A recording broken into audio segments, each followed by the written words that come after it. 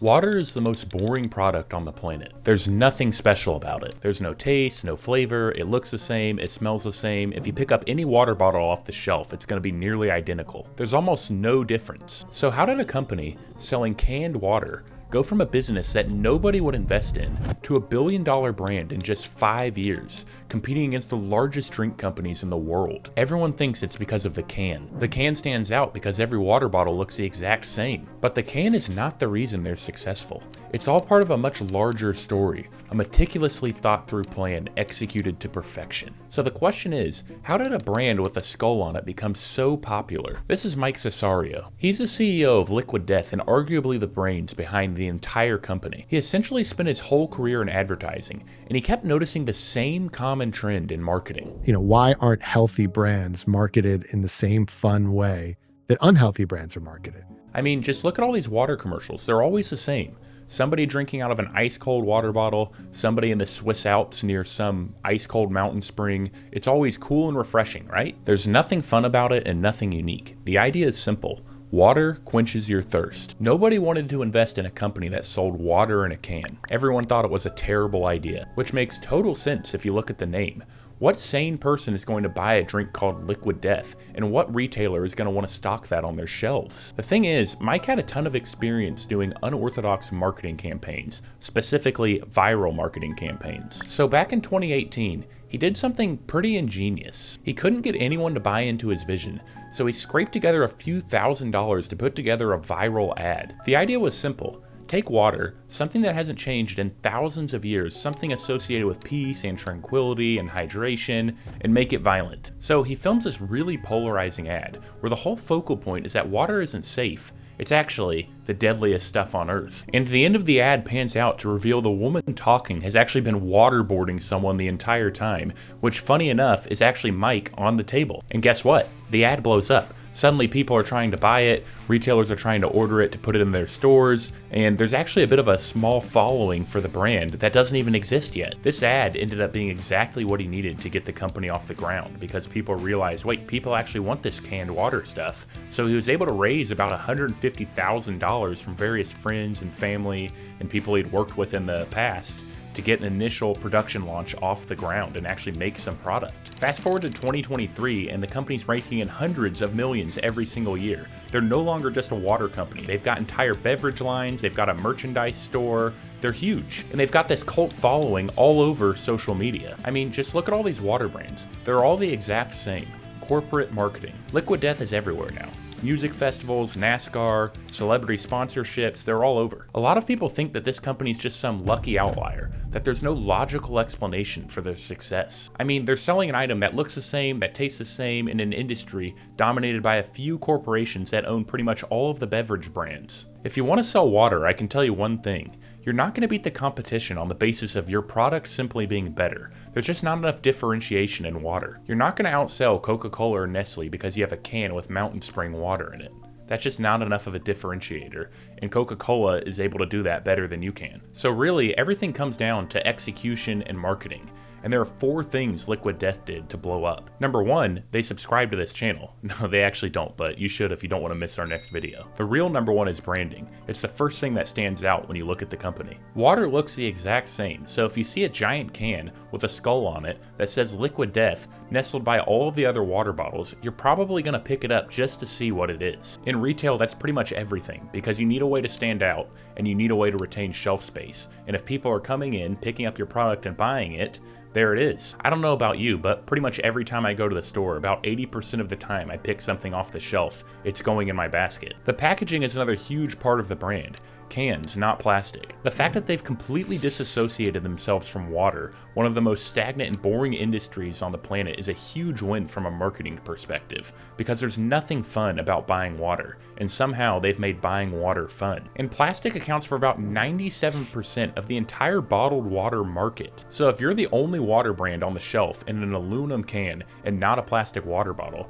you're basically saying every other brand hates the environment. Okay, the second big thing is just originality. Most companies are so busy looking in the rearview mirror at what their competitors are doing that they never actually stop and look forward and take risks. And that's what differentiates great brands. They come up with completely original ideas. Everything Liquid Death does stems from one foundational principle: Think different. Oh wait, sorry, that's Apple's slogan. What I mean is to be completely original. When people start thinking of things, they go to, okay, what has worked in the past? What's working now? Let's make something like that. So most new things are really just copies of existing things. And if you really want to get to truly unique or innovative, you really have to trick your brain and try to think of a bad idea or a dumb idea. Then your brain is now tricked into thinking about things that don't exist, because why would anyone do a bad idea? Why would anyone do a dumb idea? What other company is going to give away a free jet? I mean, just look at the page. The first question they answer is this a joke? They also just had an auction for a giant Yeti cooler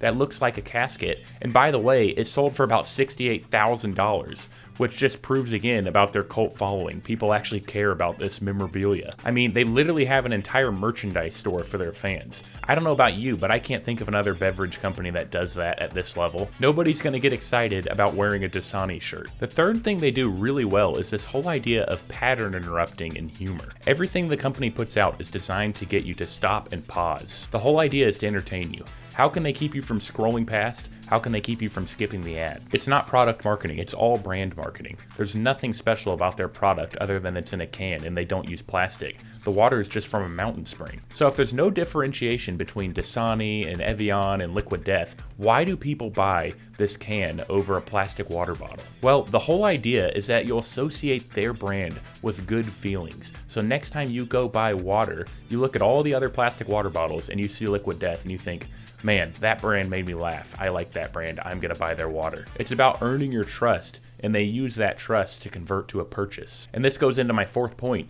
It's not a water company, it's a lifestyle company. They're not selling you canned water. You're not hydrating, you're murdering your thirst. You're not drinking water, you're drinking Liquid Death. You're not drinking out of plastic, you're drinking out of an eco-friendly container. They're not trying to sell you water, they're just trying to entertain you so you buy their water. Entertainment is the bridge from which they build trust. Nike doesn't sell you features, they sell you a mantra. Just do it. State Farm doesn't sell you insurance, they sell you a neighbor, and that neighbor comes with a nice jingle. Listen to what Steve Jobs had to say years ago. One of the greatest jobs of marketing in the universe has ever seen is Nike. Remember, Nike sells a commodity. They sell shoes.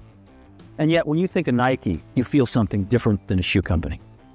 In their ads, as you know, they don't ever talk about the products. They don't ever tell you about their air soles and why they're better than Reebok's air soles. What does Nike do in their advertising?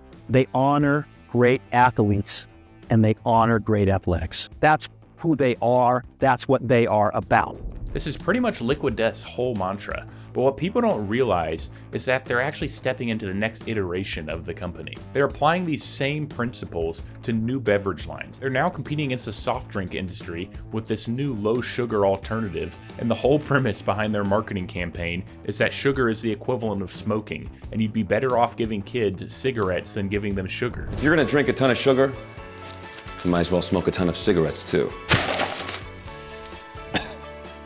You like sugar now? So drink Liquid Death flavored sparkling water.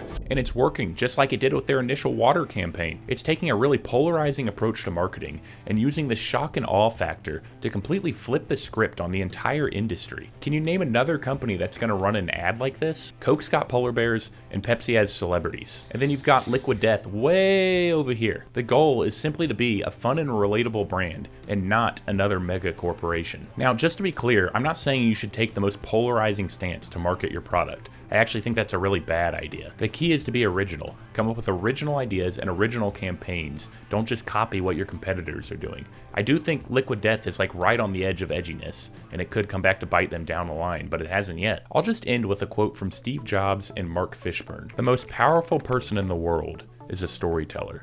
The storyteller sets the vision, values, and agenda of an entire generation that is to come. The best marketing doesn't feel like marketing. So for us, we're an entertainment company first. Like, we don't want to make marketing. We want to make people laugh. And we want to be the funniest thing in someone's feed every day. The point is, good marketing takes risks. And what got you here yesterday won't necessarily get you there tomorrow.